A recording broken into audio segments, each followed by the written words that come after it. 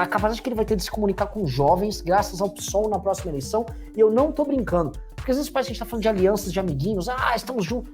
Não! O PSOL teve um desempenho assustador nos grandes centros urbanos do Centro-Sul na última eleição.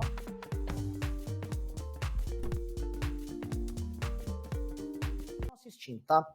Eu costumo, e a questão Bolsonaro me ferve o sangue, porque muito disso também teve erro nosso em não ter atacado esse homem antes. Entendeu? E esse cara, ele atacou a gente na pessoa física e agiu de uma forma suja, não só conosco, mas com o processo histórico que nós trabalhamos muito mais que ele para acontecer. E ontem foi sepultado esse processo histórico com a morte da Lava Jato. E aí, obviamente que isso ferve o sangue. Só que assim, o bom ter o Ricardo aqui, eu vou falar que às vezes o Ricardo fala coisas, e às vezes eu ouço, eu fico até meio contrariado, eu falo, não, ele tá certo. Igual quando você falou dos candidatos lá, fiquei matutando, saí para conversar, é o lance do Lula e do PT. Por que é o lance do Lula e do PT? Prestem bem atenção, pessoal, a galera ainda não tá se tocando, e a gente tá brigando com esse retardado, e pior que tem que, não tem que... Não, tem que brigar, ele está no poder. Não há o que fazer, ele tem que brigar, assim, ele tá no poder. Entendeu? E aí o que acontece? O Lula, todas as pesquisas mostram que o Lula está em tendência de subida, tendência de subida e já liderando, e vencendo com folga o Bolsonaro no segundo turno. E eu vou falar uma coisa mais assustadora. O que eu soube hoje, conversando com empresários, não é empresarinho, é empresariaço, sabe aquele, assim, mega empresários, assim. O tal do tubarão capitalista. É o seguinte, Lulinha já ligou pro Meirelles, o Lula já chamou o Meirelles. O Lula já avisou o seguinte, vai ser governo pró-mercado, vai tranquilo. Aí sabe o que vai acontecer? A elite vai começar a ver o Lula com os bons olhos, como em grande parte já vê, e aí nós só vamos nos tocar pro problema que a gente vai estar metido lá pro fim do ano. Eu acho que vai estar pro fim do ano, Ricardo, porque as pessoas vão começar a falar de política, em geral, final do ano até março, vai ter o carnaval, mas vamos dizer assim, até março do ano seguinte, as pessoas vão tomar um choque. E esse choque vai ser, desculpa a redundância, chocante. Porque vocês vão ter o Bolsonaro completamente destruído, e muita gente que hoje repudia o governo Bolsonaro, para mim vai ter um efeito bumerangue, que vai ser assim, ele hoje repudia o governo, aí ele vai ver o Lula grande, ele vai olhar para o Bolsonaro, sabe? Quando ele vê o estado de putrefação do governo Bolsonaro, ele vai voltar e vai falar, ai, cadê a alternativa, meu irmão? Cadê a alternativa, meu irmão? Ai, meu Deus, o que eu vou fazer da minha vida, meu irmão? Porque quando esse cara fizer o efeito bumerangue, ele não encontrar nada aqui, e assim, o Mainardi fez um texto hoje falando, desista, Dória, que é verdade, Dória, ele tem 3, 4% e tem mais de 50% de rejeição. E mais do que isso, o Dória não tem como subir. Eu não vejo o que o Dória vai fazer. Ele já faz, ele já é governador. Ele não é uma novidade. Surgiu aqui uma grande novidade. O Danilo é uma novidade. O Dória não é uma novidade. O Dória já está posto. Ele tem. Então, Ricardo, assim, as pessoas têm que começar a entender o perigo do retorno do PT e a efetividade das articulações que o PT está fazendo agora. Porque, assim, o assunto impeachment morreu. A esquerda não fala mais do impeachment. A gente já analisou isso num outro MBL News, a incrível capacidade que o Lula, que é um político velho, é um político que foi destruído por uma série de escândalos ao longo dos últimos 10 anos, a capacidade que ele vai ter de se comunicar com jovens graças ao PSOL na próxima eleição, e eu não tô brincando. Porque às vezes parece que a gente tá falando de alianças, de amiguinhos, estamos juntos. Não! O PSOL teve um desempenho assustador nos grandes centros urbanos do Centro-Sul na última eleição. Curitiba elegeu PSOLista, não digo um monte, mas elegeu... Porto Alegre foi uma traulitada em Porto Alegre. São Paulo, Rio de Janeiro. E se, eu volto a repetir, e se não construirmos uma alternativa, o bicho vai pegar. Ricardo Almeida, quero que você fale de Lula aí, cara. Vamos lá. Eu gosto de falar de Lula. É um dos temas que eu mais gosto, porque é um dos temas que mais me preocupam. Eu já falei isso muitas vezes, inclusive no meu Twitter várias e várias vezes, quando muita gente dizia, o PT morreu, o PT já era, não vai para lugar nenhum. Eu falava, paz, olha só, vocês estão enganados. O PT está bem posicionado no jogo. O PT está bem posicionado. E o PT está bem posicionado no jogo. Por razões simples. E assim, se você olha estas razões, você entende por que o PT está bem posicionado. O PT perdeu a prefeitura em 2016, o PT perdeu a prefeitura em 2020. Então é um partido que tem uma tendência de queda. Correto. É isso. Não é errado, é certo. O PT está envelhecido, o PT não tem mais aquele apelo ideológico que ele tinha antes de ser governo, isso se perdeu, a militância do PT já não se comporta do mesmo jeito. Isso está errado? Não, isso está correto, está tudo correto. Só que o PT tem uma grande vantagem, que é posicional. Qual é a vantagem? Uma vantagem simples, fácil de entender. Bolsonaro é, para todos os efeitos, resultado do processo que nós fizemos em 2015, 2016. Ele é um resultado ruim, ele não é uma merda, mas é o resultado.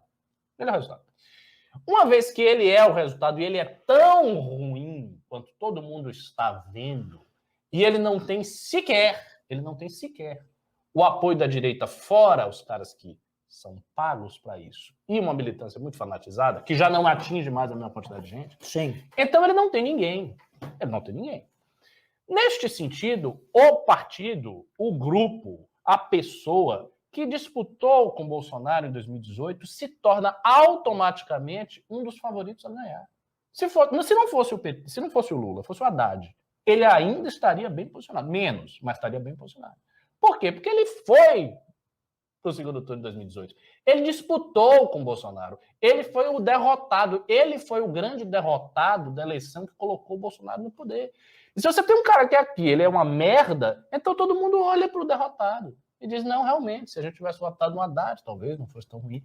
E aí estas considerações elas vão mudando a cabeça das pessoas e inclinando pessoas que de início votaram no Bolsonaro a considerar uma opção de votar no PT. Aí alguém pode dizer, não, mas isso nunca vai acontecer porque o antipetismo é muito forte. Só que o antipetismo também é uma força de declínio.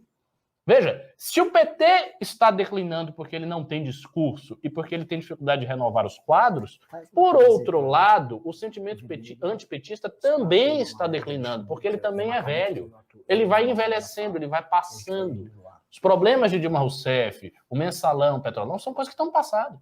Quanto mais tempo passar, menos isso vai ficar vivo na memória. Então, assim, para mim já era óbvio, desde o início, que o PT estaria bem posicionado agora, em 2022. E aí eles tiveram, né, um presente magnífico, que também era de se esperar, que foi a destruição da Lava Jato. Com a destruição da Lava Jato, e agora a gente viu a consumação disso, né? O Sérgio Moro foi considerado parcial pelo STF. As condenações de Lula foram anuladas, portanto ele vai ter que ser rejulgado, e toda a narrativa da Lava Jato cai.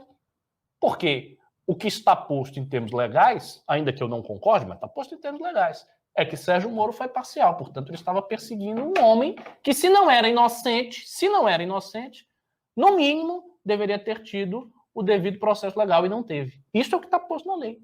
Isso é o que está sendo divulgado na mídia. E todo mundo está vendo, o povo todo está vendo isso. Então, as pessoas somam o carisma do Lula, mais a situação boa que elas viviam lá no passado do PT, mais o fato de que esse é um homem inocente ou que não teve o devido processo legal, mais o fato de que o Bolsonaro é um governo terrível, e isso, obviamente, posiciona bem o PT. Mas o PT está velho, o PT não tem quadros. Ok, tudo isso é verdade, mas ele pode chegar em 2022, disputar com o Bolsonaro e ganhar. E aí, o que ele vai fazer? Ele vai tentar se reestruturar. Eu acho que ele vai ter dificuldades. Eu acho que o PT terá dificuldade de se reestruturar enquanto partido, para além da figura carismática do Lula, para além da circunstância de ter um rival como o Bolsonaro. Só que nada disso conta na próxima eleição. O que conta na próxima eleição são os fatores que eu sublinhei aqui. Então, na próxima eleição, ele está bem posicionado, ele tem grandes chances, e o PT hoje é, sim, o favorito. O favorito é o PT. Sobre a questão dos empresários e tudo, não é nenhuma mudança do discurso petista. Né? Porque eu vi até algumas pessoas comentarem aquela entrevista do Reinaldo Azevedo, dizer, não, o Lula mudou. Não, ele não mudou. Ele foi apenas fiel com o legado dele. O PT não fez um governo como o governo chavista. Ele não fez uma revolução à maneira cubana. Ele fez um governo de acomodação de classe. Todo mundo sabe disso. Todos os sociólogos do Brasil e do mundo sabem disso. Foi isso que ele fez. Então, o que ele está dizendo é o seguinte, eu vou fazer de novo. Deixa eu governar aí que eu faço de novo. A gente não comete o erro de Dilma Rousseff, a gente comete... Aí eu volto a falar, Ricardo, este é o grande erro de todo mundo que está tentando construir um caminho alternativo, de achar que será o político da segurança, no sentido de pauta de segurança, mas o político entrega pro pai que o pai resolve. Entrega pro pai que o pai é o Lula. É o Lula. Ele é o político da É cidade. o Lula. E é o seguinte, os empresários que eu conversei já externaram isso. Não, tá tranquilo, isso aí resolve, chama o Lira. Outra coisa, Lira já virou herói. Olha só, olha, o brasileiro tem uma capacidade de adaptação, vocês estão vendo aqui, que é fenomenal. Realmente, quando o Bolsonaro falou que o brasileiro nada no esgoto e não pega Covid, ele estava certo no sentido assim, a gente se rolasse Chernobyl aqui em São Paulo, a gente ia ficar até com 3 braços, todo mundo ia ter vários tumores muito loucos, mas a gente ia viver lá, a gente ia dar um jeito. Os caras estão, não, mas não é que o Lira não é tão ruim assim, o Lira é menos louco que o Bolsonaro. Olha o papo. Porque quem é mais louco que o Bolsonaro? Pois é, mas o seguinte, cara. Você vai pegar o quê? No manicômio?